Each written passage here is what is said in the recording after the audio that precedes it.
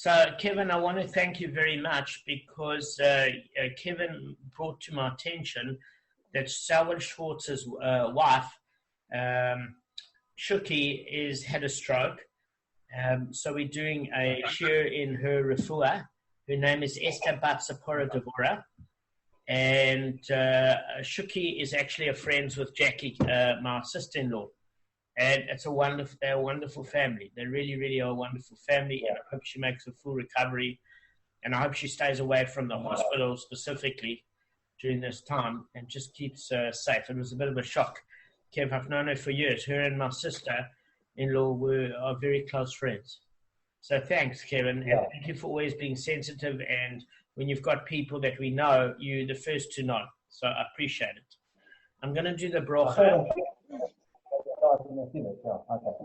No, I appreciate it, Kevin. Thank you. So, Gav, I'm going to do the bracha. Baruch atah Adonai Eloheinu melech haolam asher kedishanu b'mitzvotav v'tzivanu la'asuk b'divrei Torah. V'na Adonai Eloheinu v'torecha b'filu v'cha beit Yisrael. V'niyeh anachnu v'tzetzenu v'tzetzeh b'cha beit Yisrael. Kulanu yodea shemecha v'lomdei Toratecha lishma. Baruch atah Adonai b'mei Torah l'mo Yisrael. Baruch atah Adonai melech haolam asher b'chabanu mikol hamim v'natan lanu torato. Baruch atah notei Torah. Amen. Okay. All right, guys, I just want to share the screen quickly. We're going to do the Gemara share before the Mishnah Brura because Kevin has to go. Gav, you must just let me know if my screen's going to be shared a second. Let me just see. See my glasses to see you.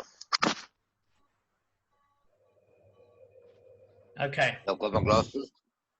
Now, if you have a look, there was something I wanted to show you guys here. Is that there's a couple of things I just want to bring to your attention. The first aspect is that the default position is a domestic animal is not considered muad. It's considered tam for the first three offenses. Now, what it's talking about here is this is what you call the first. They call it a chapter, but it's actually a phrase or a verse or whatever the case may be. This is your first section. Where it says the Mishnah continues, that's known as the second chapter of the Mishnah or the second section of the Mishnah. So before I bring up the stuff, the default position is that the author of the first part of the Mishnah would seem to indicate that a domestic animal is considered tam as a default position, and if it's damaged more than 3 times and obviously warned, then it becomes a muad. But here, in the second part of the Mishnah, it implies that there is a muad ox. So the ox is already muad, and it's alluding to the fact here that it's an ox that damages on the premises of a damaged party. So we're going to be talking about tame oxes, muad oxes in the public domain in the damaged party. I'm going to quickly read the Mishnah, and then from that point, we're going to go, and we're going to go quickly. The Mishnah lists those acts of damage for which a person is considered forewarned, and therefore liable to full damages, and those for which he is not considered forewarned, and therefore liable to only half damages. There are 5 that are considered tam, and 5 that are considered muad. A domestic animal is not considered a muad to gore, nor push, nor bite, nor squat, nor kick. Rather, it's considered a tam in regard to these 5 types of damage, and its owner therefore pays only half damages. The Mishnah continues, the tooth, which is shame, of an animal is considered muad to eat what is appropriate for it to eat. The foot, which is regal, of the animal is considered a muad to break things in the course of its walking. And there is a muad ox, and the ox that damages on the premises of the damaged party, and the man that does damage. The Mishnah gives the law for wild animals: the wolf, the lion, the bear, the leopard, the bardalas, and the snake. These are always considered muad. Rav Elazar says when they are domesticated, they are not considered muad, but the snake is always muad. Okay? Great. So that's that. I just wanted to refresh on the Mishnah because we did it on Friday. Gavin, thank you for doing the review. We're going to get straight into it now immediately. So what we want to do is the Gemara wants to actually point out an apparent contradiction in the Mishnah. Okay. So from the fact that the Mishnah teaches that the tooth of an animal, so whenever we use the word tooth, we discuss Shane. From the fact that the animal teaches that the tooth of that animal is considered muad to eat, it's evident that we are dealing with damage done in the yard of the damaged party. Because remember, guys, for Shane and Regel, if it's done in the public domain, there is an exemption. So the minute it says with the tooth, the Shane, that you considered muad if the animal eats, it's obvious that we're discussing damage in the yard of the damaged party. Okay. So, yet the Mishnah states that an animal is not considered a muad in regard to paying the full amount of damage for goring, pushing, biting, etc. So here we're noticing a contrast. We're noticing that an animal's naturally default position considered tame for keren and its tordos. So keren, the main obviously feature is goring, and pushing, biting, squatting, and kicking, etc., are tordos because they again share the same features as goring in that their intent is to injure or kill, and it's unusual damage. So it says, but it does make its owner liable to pay half damages for keren. So this is what we're dealing with. So presumably this ruling too speaks of damage done in the yard of the damaged party. Okay? So whose view does this ruling reflect? Okay. So remember we learned a case that this is not in the public domain. This is already, so in other words, it starts off on the second part of the verse. I just want to share the screen. Actually, you did read the Mishnah. So what it's saying is as follows. Whose view does this ruling reflect? It's the view of the rabbis, who say that for abnormal keren damage that takes place in the yard of the damaged party, one pays only half damages. But when you consider the latter ruling of the Mishnah, remember I showed you there were two sections. The muad ox, and the ox that damages on the premises of the damaged party, and the man that does damage. So this later section of the Mishnah counts an ox that does damage on the premises of the damaged party as muad, regardless as whether it damaged previously. So I just want to share the screen again so you guys can see what I'm talking about. Okay. So this is what it's saying. There are two sections of the Mishnah. The first section is this. So here we're learning that an animal is considered tame if it gores, pushes, bites, squats, or kicks, which is keren damage. And then we learn the tooth of an animal is always muad.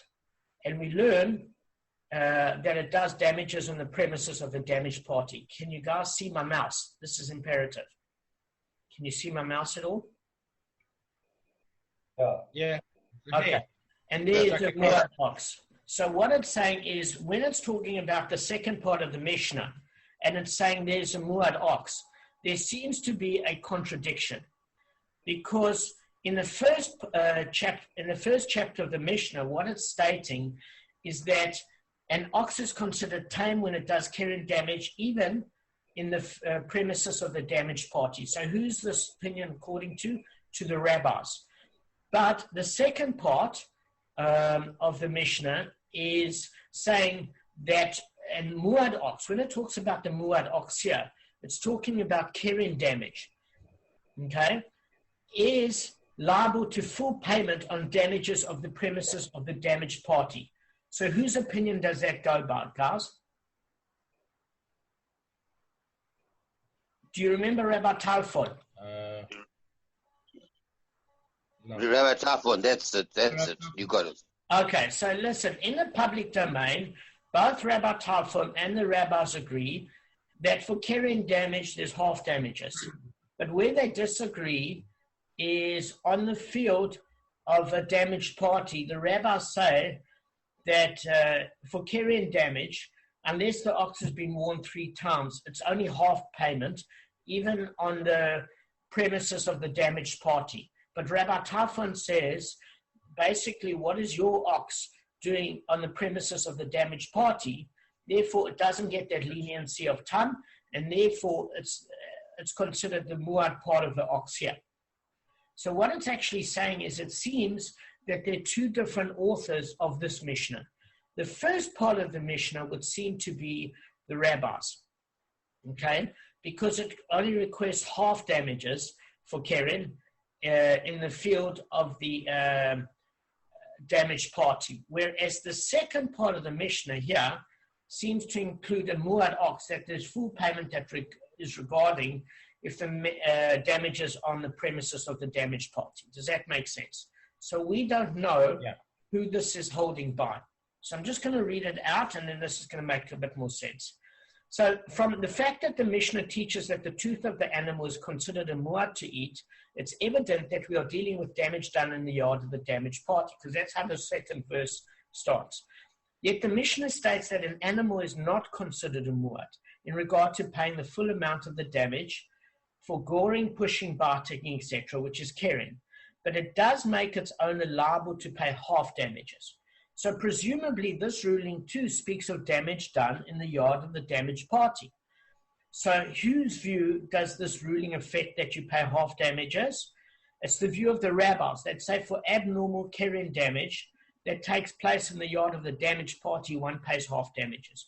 So what's known as abnormal keren is for a tam ox. In other words, if it's not its normal behavior to want to injure or kill, until it's happened 3 times, then it's become a warned animal because it's habitual nature. It then is an abnormal act. And for that, the rabbis say you only pay half damages even in the damaged party's domain.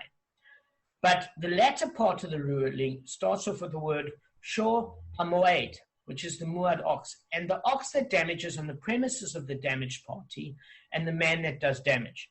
So this later section of the Mishnah counts an ox that does damage on the premises of the damaged party as muad, okay, regardless of whether it ever damaged previously.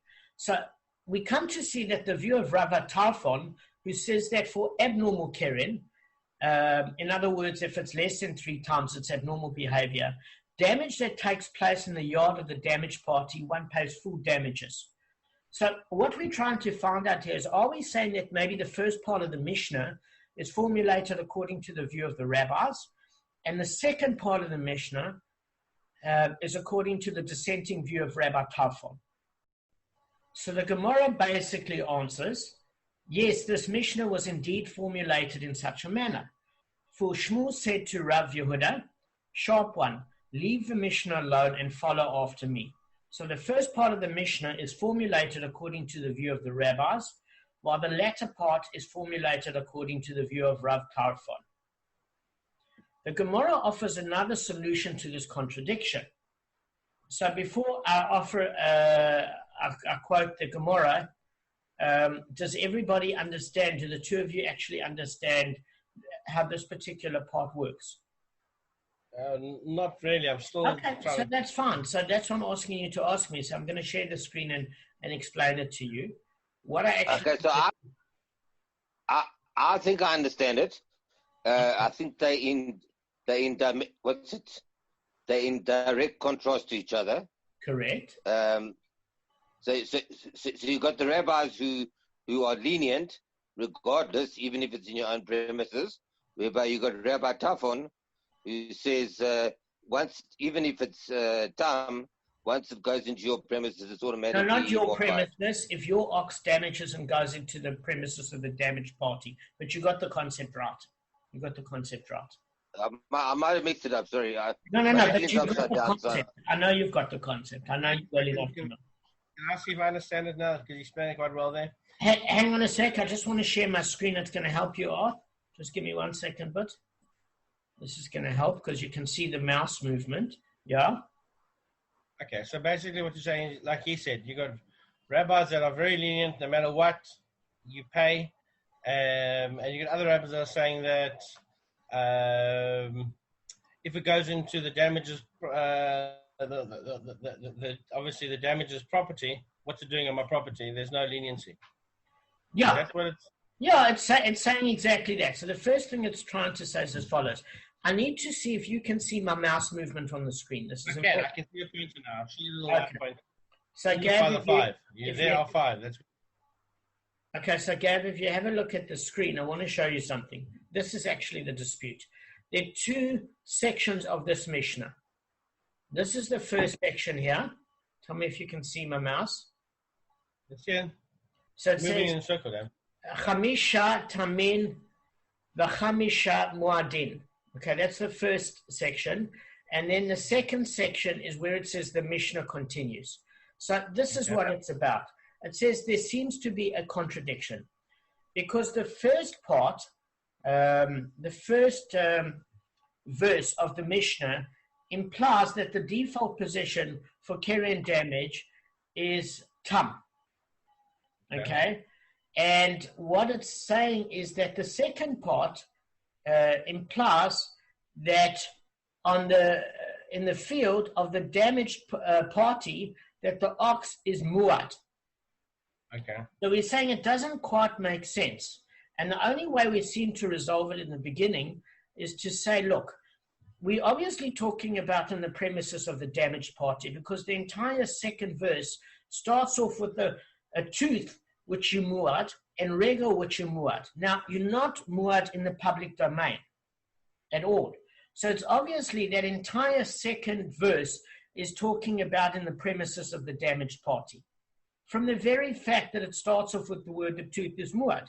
Because if it occurred in the public domain, the tooth and the regel are exempt, and the foot are exempt. So that whole verse where it says the Mishnah continues, is talking about on the premises of the damaged party.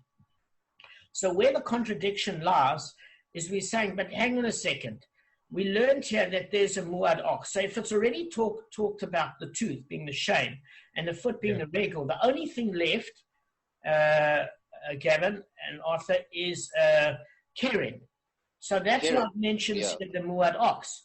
Now, we don't understand why the ox is muad because the rabbis turn around and say, on the premises of the damaged party, the default position is that the ox is tame until it does it more than 3 times, then the ox is considered forewarned. So we're saying that the second part of the Mishnah must be following Rabbi Tarfon, and the first part of the Mishnah must be following the rabbis. Why? Because the animal's default position is tough. So that's what it seems to be. So I can add something here. So what I think, right, is that the first part is Keren, and the second part is Shane. Not only Shane. I want to give you a proof. It's a good question. Let me show you on the screen. So this is why I wanted to share it, because it's a good question. It starts off with the word the Shane. So the minute it gives you a clue. So the minute it says the tooth, you considered muad, and the foot you considered muad. And then it says the muad ox. The muad ox is a superfluous statement. It doesn't need to be there if you've just discussed the tooth, because it already said the tooth is muad. It then says the foot is muad. The only thing left is keren. So when it talks about a muad ox, the only thing left to talk about is keren. It's already mentioned the foot is muad to break things. The tooth is muad to eat what is appropriate for it. And therefore, the only thing left in terms of ox is keren. And it mentions these 3 types of damage that occur on the premises of the damaged party. Does that make sense? So it clearly is the view, it would seem, of Rabbi Tarfon, because the ox for keren can't be muad. It can't be talking about tooth because it's then repeating the term tooth for muad twice, which wouldn't make sense, or foot. So we're saying, and there is a muad ox. We've spoken about tooth and foot. Does that make sense, Gav? So is the second part also referring to keren? Yes, because there's this statement here. I want you to read it. Read this aloud, the tooth. It's a bit small for me. I'm on my All right, so phone. It says the following. The Mishnah continues, the tooth of an animal is considered a muad to eat what is appropriate for it to eat. The foot of the animal is considered a muad to break things in the course of its walking. And there is a muad ox, and an ox that damages on the premises of the damaged party.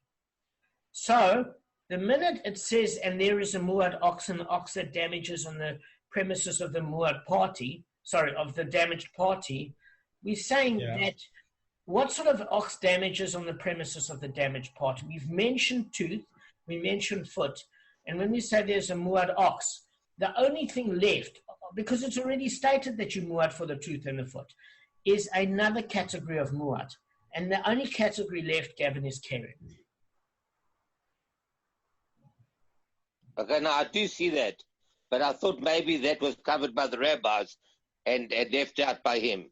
But, but I understand what you're saying. Why it can't be covered by the rabbis for the simple reason is that the rabbis hold that an animal, the same as in the public domain, for the first 3 times it goes, whether it's on the premises of the damaged party or in the public domain, is considered tam, and on the 4th time, you're liable for full damages from choice property.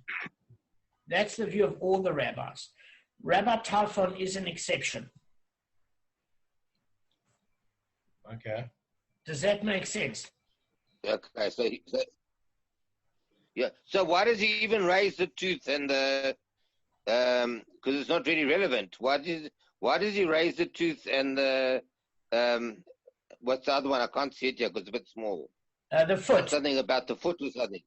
About the foot. That's not relevant either. Why didn't he just say that the animal that goes into this property and damages something is muad? That's all. I'll tell you why. Let me just explain it to you.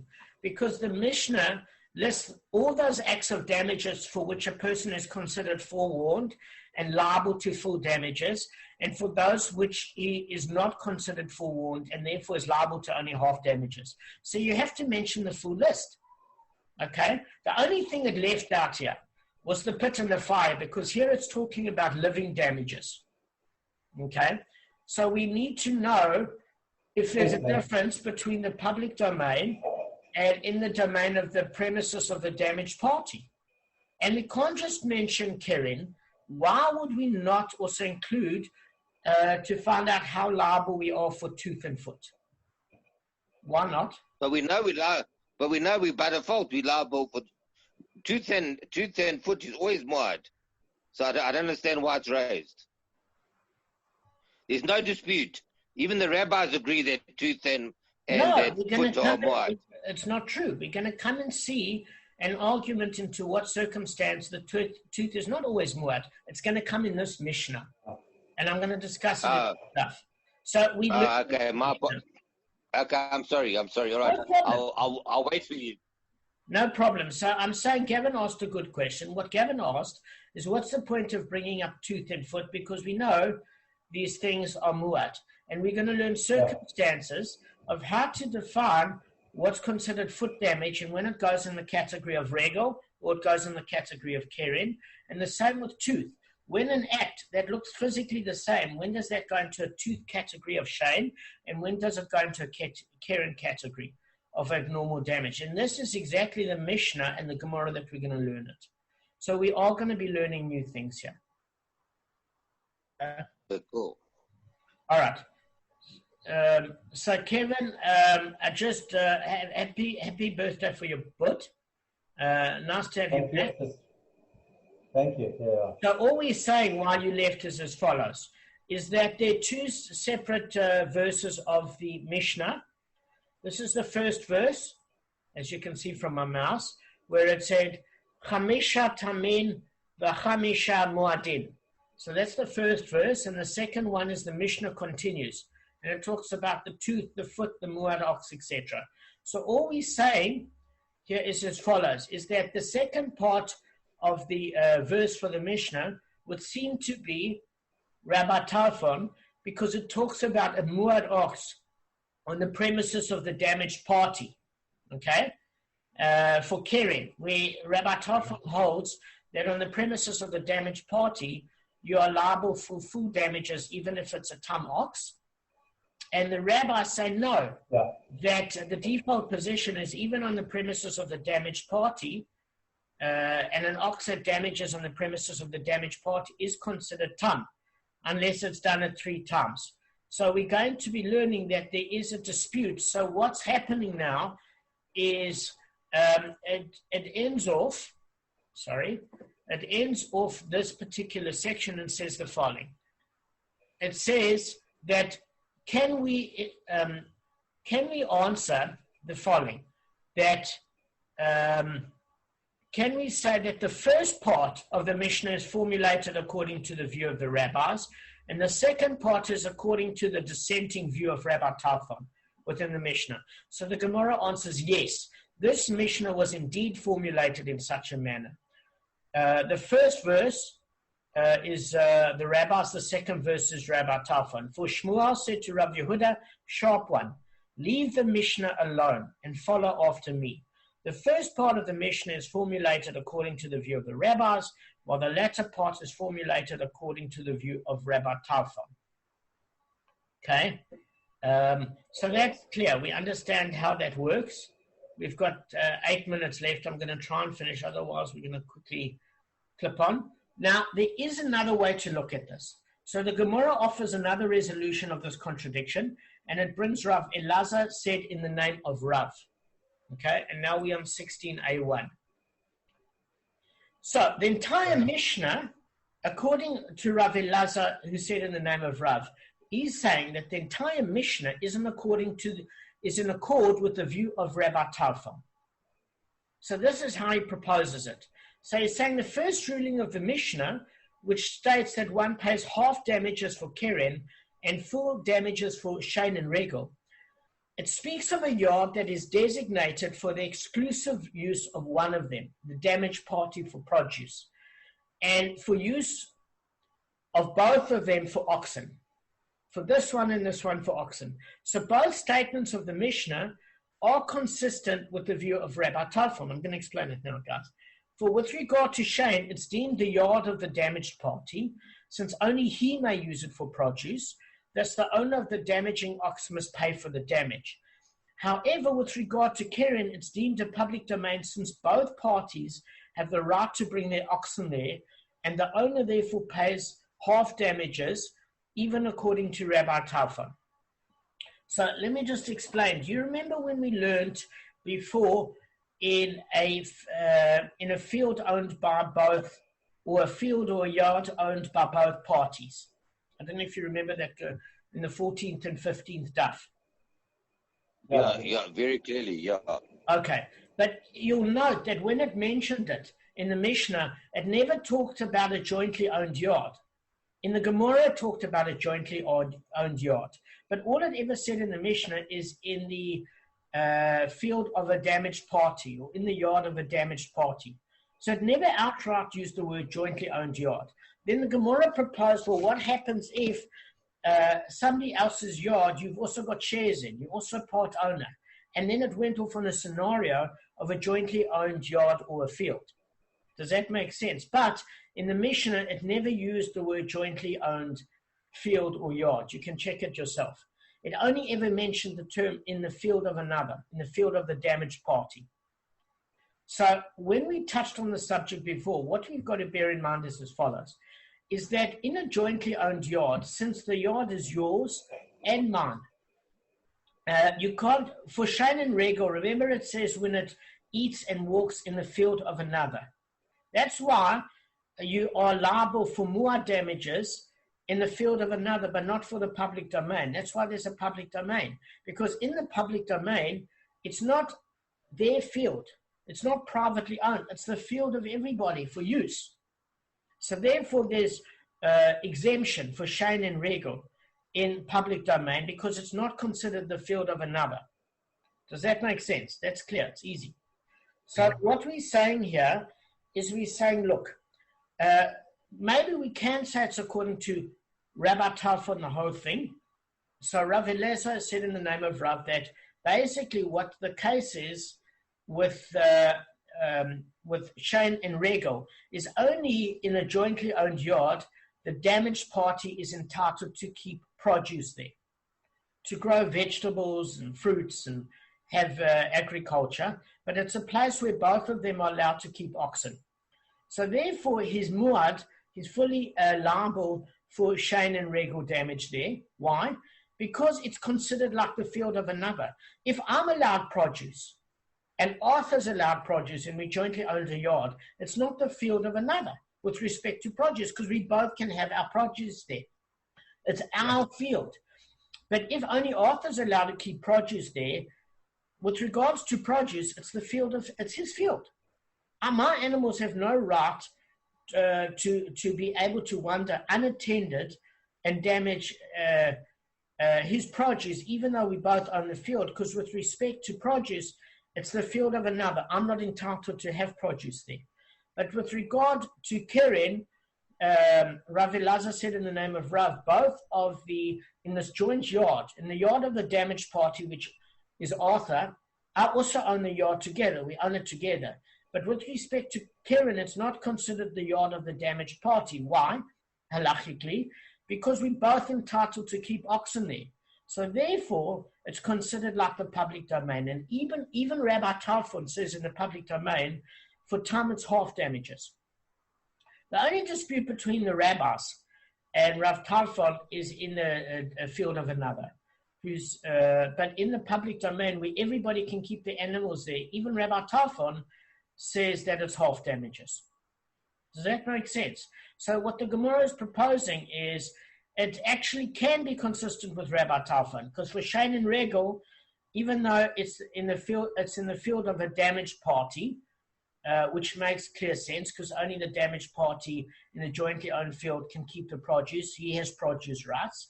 And with respect to the jointly owned field, the damaged party hasn't got a claim against me because we own the yard together and we're both allowed to have our oxen there. So it's as if it's the public domain. So that was an insight into how it could be consistent with Rabbi Talfon. And it's saying it doesn't have to be that the first part of the Mishnah and the second part is according to the rabbis, and the second part of the Mishnah according to Rabbi Talfon. Okay? If we run out of time, what I need is I need literally about 2 minutes. I'm sorry. I hope we're going to cover this, but there seems to be a difficulty. I'll tell you who notes this difficulty. Rav Kahana said, I relate this teaching before Rav Zavid of Nahadia, and he said to me, can you really interpret the entire Mishnah according to Rabbi Talfon? But the Mishnah teaches the tooth of an animal is considered a mu'ad to eat that which is appropriate for it to eat, and that implies that for items that are appropriate for it to eat, then yes, it's considered mu'ad, and the owner pays full damages. But for items that are not appropriate for it, it's not considered mu'ad, and the owner pays only half damages. But if the Mishnah is following the view of Rabbi Talfon, then even if the animal eats an item that's not appropriate for it, the owner should still pay full damages. For Rabbi Talfon has said for abnormal Keren damage that takes place in the yard of the damaged party, one pays full damages. So when you read this, initially you don't know what's going on. Am I correct, guys? Do you know what's going on? Or you don't with this part? I can explain it easily. Be honest. That last bit. No, I understand it, but go ahead. Rav Kahana said that he notices it difficult with the explanation of Rav Elazar, who said it in the name of Rav. He's noticed some slight flaw that doesn't make sense to him. So Rav Kahana said, I related this teaching before Rav Zavid of Nahadia, and he said to me, can you really interpret the entire Mishnah according to Rabbi Talfon? But the Mishnah teaches the tooth, Shane, of an animal is considered mu'ad to eat that which is appropriate for it to eat.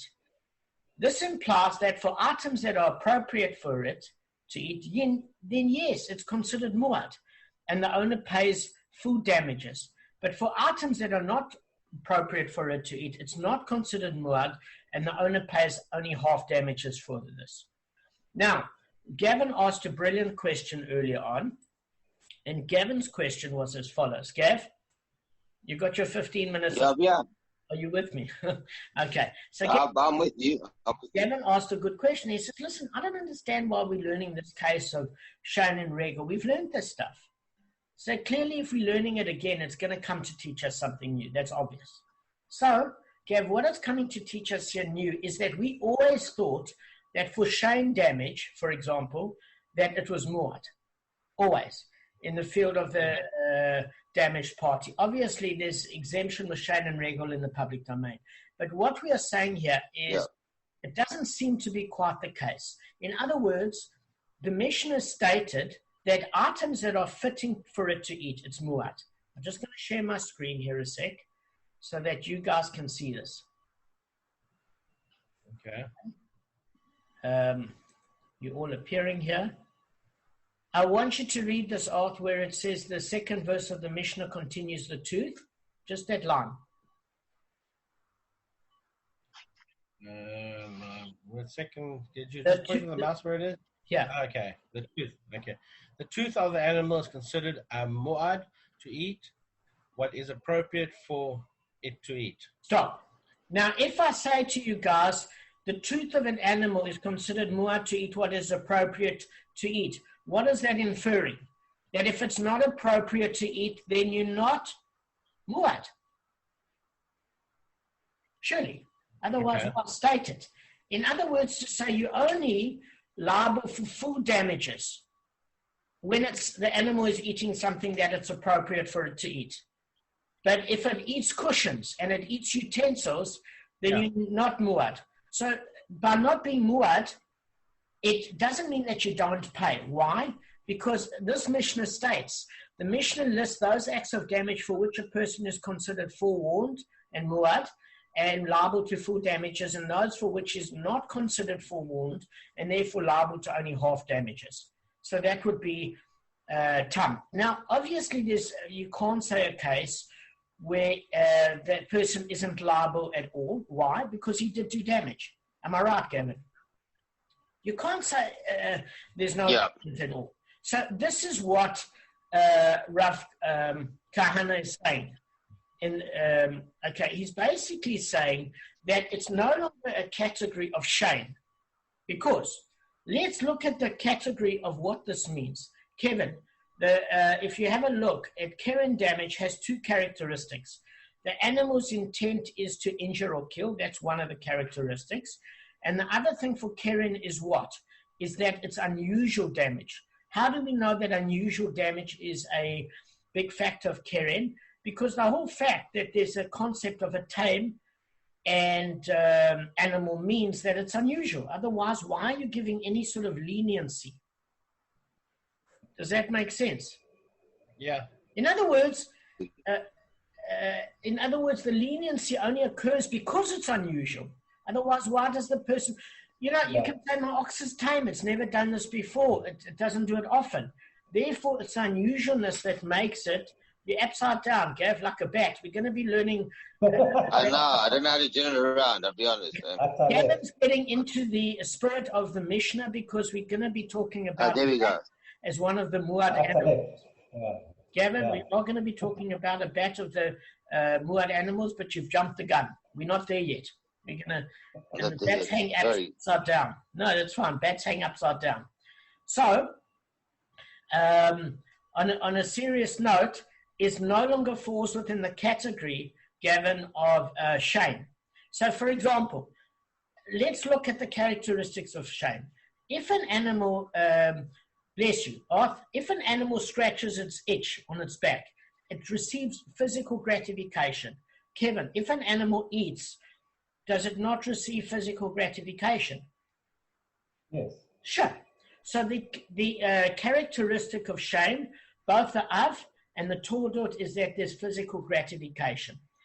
The av and the tordot of keren is the fact that it's unusual damage, and therefore you've got that concept of tam.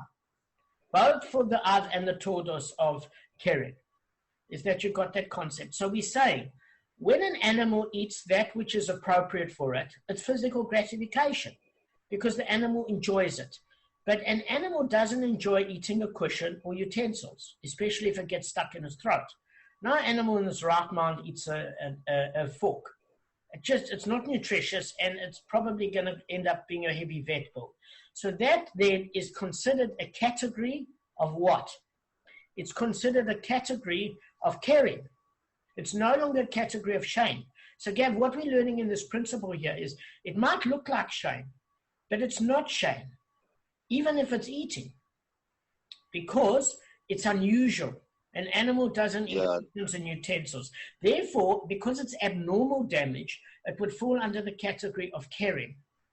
And therefore, according to the rabbis, for unusual damage in the damaged party's premises, you would pay half damages, and according to Rabbi Tarfon, full damages.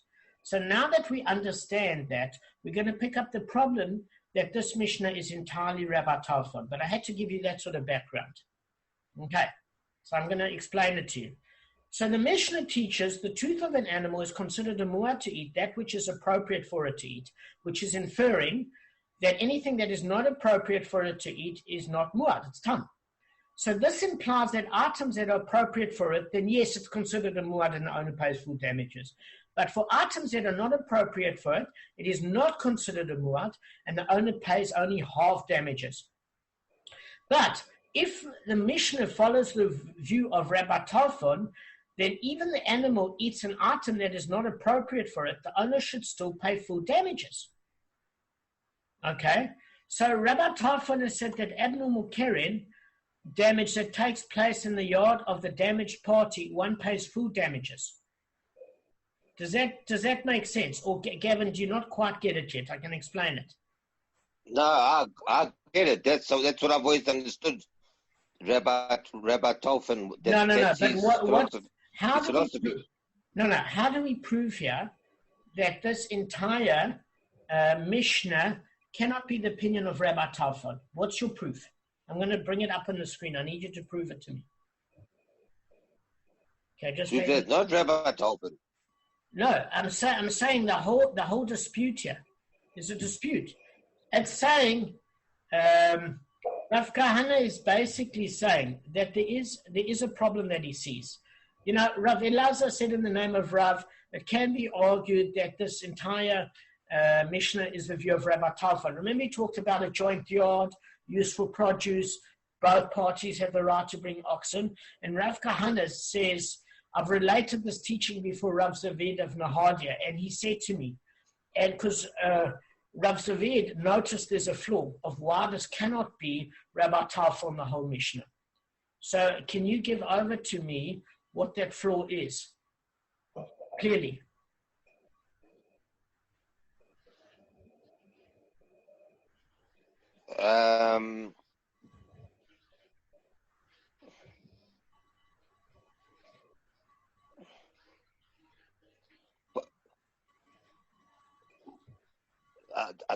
I think the only flaw with this whole system is that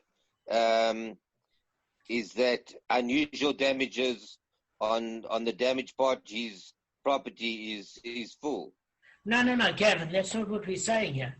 That's not what we're saying, guys. What we're saying is there seems to be a problem that the entire Mishnah cannot follow Rabbi Tarfon.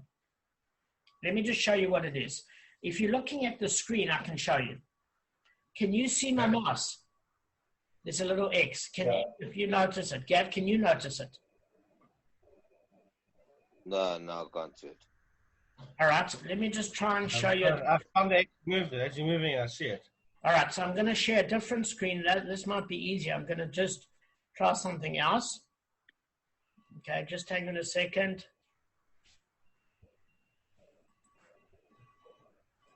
I put my glasses on, but I need a new script. So I've got a problem. I don't have glasses in about 3 weeks. So, Gav, can you see my mouse now? This should be clearer. It's an arrow.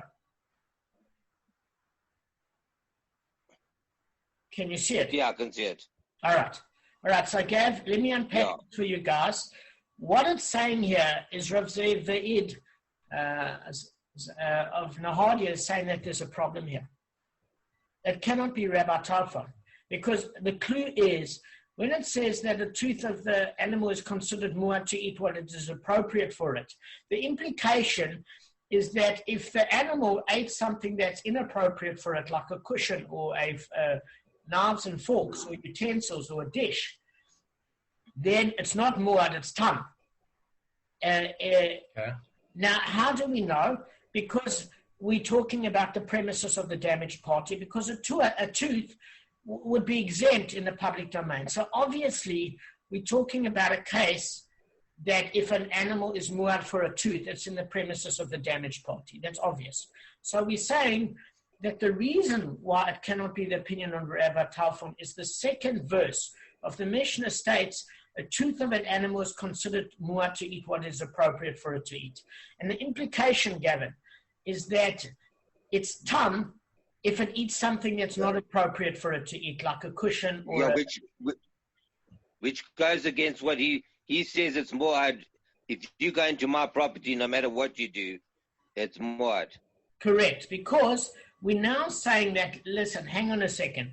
If a tooth, Shane, eats what Kevin is appropriate for it, like foliage or fruit or vegetables, that's classic Shane physical gratification.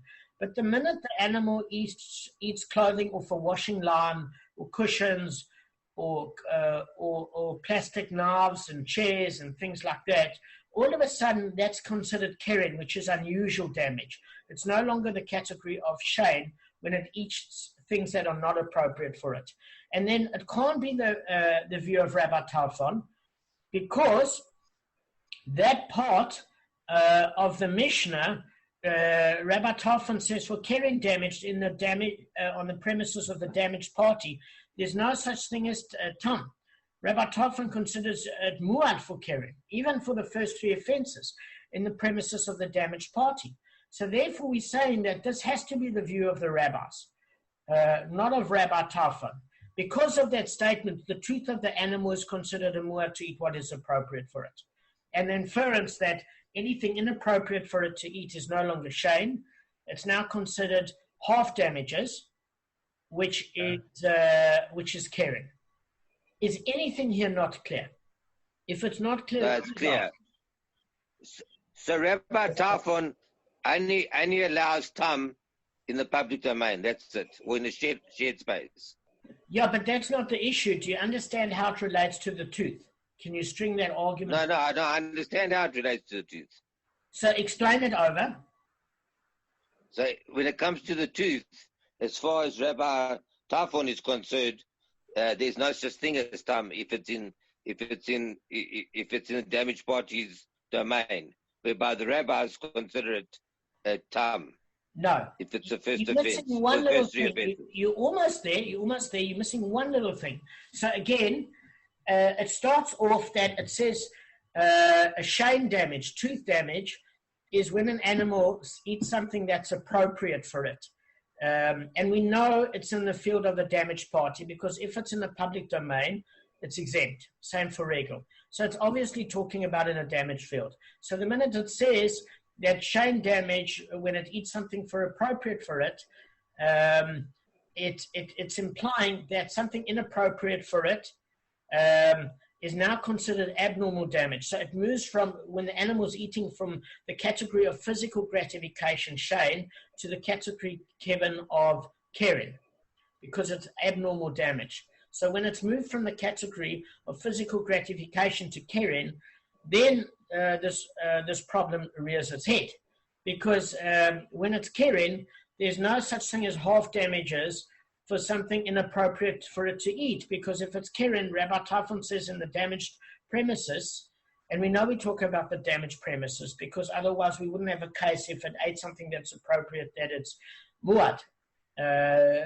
So the very fact that it's muad means that it's in the damaged party's premises. So therefore, when it becomes abnormal keren, because the nature of what it's eating is unusual, it wouldn't have pay half damages according to Rabbi Talfon. So therefore, the Mishnahs cannot be the second part according to Rabbi Talfon. It would have to be according to the opinion of the rabbis, who said that for abnormal keren damage, because the animal is eating for what it's not appropriate for it, it's no longer shame, it's considered keren, and it's half damages, then we can see the Mishnah is according to the view of the rabbis, the whole Mishnah. So this is how it ends off. It says, therefore, does that make sense? So that's the error that seems to be picked up. We can end off on this note. We're going to just do the Mishnah Brura. Is there any questions, guys? No, it's clear. It's All clear right. at the moment, Dave. Kev, is it clear? Yeah, but you explained it well. Yeah. Yes. Okay. So quickly, Shechianu on two things, mitzvahs and quasi-new fruits. So if one, this is by Rabbi Daniel Brody, if one sees or eats two new items at the same time while sitting, one only makes a single Shechianu, and it will cover both of them. So specific irregular mitzvahs such as matzah, maror, sukkah, lulav, get a Shechianu, because we're saying thank you to Hashem for bringing us to the season so that we've lived long enough to celebrate Sukkot or Pesach, etc. Because they're not regular mitzvahs. So it's an achievement of Hashem's mercy to let us live to that season. If one has a new item that can get a Shechianu, and also specific irregular mitzvah mentioned above, one makes two separate Shechianus, one on the new item and one on the mitzvah. The only exception is on Yom Tov Sheni. This is what I mentioned to Kevin the other day, which is the second day Rosh Hashanah, when it is a doubt on the status of the day being a new Yom Tov. Why? Because in Eretz Yisrael, they celebrate 2 days of Rosh Hashanah. It's not like a new Chag. In that case, we use a Shechianu on the new fruit to cover the day, but in all other relevant mitzvahs, the mitzvah gets its own Shechianu. Okay? Quasi-new fruits that were available due to imports and cold storage. It's questionable that fruit or vegetables that are only grown once or twice in the year but are available the whole year round because they are held in cold storage or bought from another country get a Shechianu.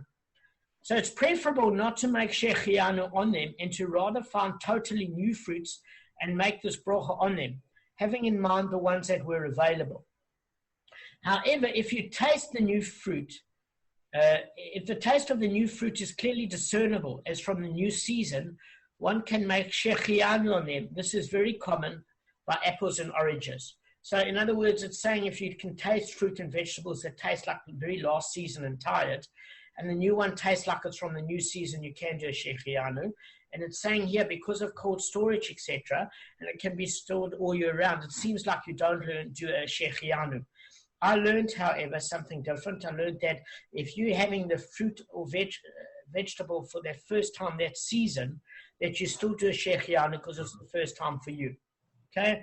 Quasi-new fruit that was available due to processing, like picking and preserving and dried. So if they're available the whole year only due to being pickled or preserved or dried, then one still makes a Shechianu on the fresh, raw fruit when it comes in season. Therefore, although dried mango and pineapple or frozen strawberries are able throughout the year to eat, you still make a Shechianu on the fresh ones that come up. Okay, so this is from the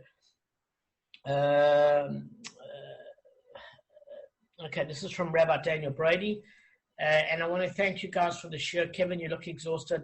I'm sorry about this, mate. I know it knocked you a bit, the share. Well done, all of you. No, I hope you have a good day, and I hope this has been very clear for you. Okay, mate, thanks.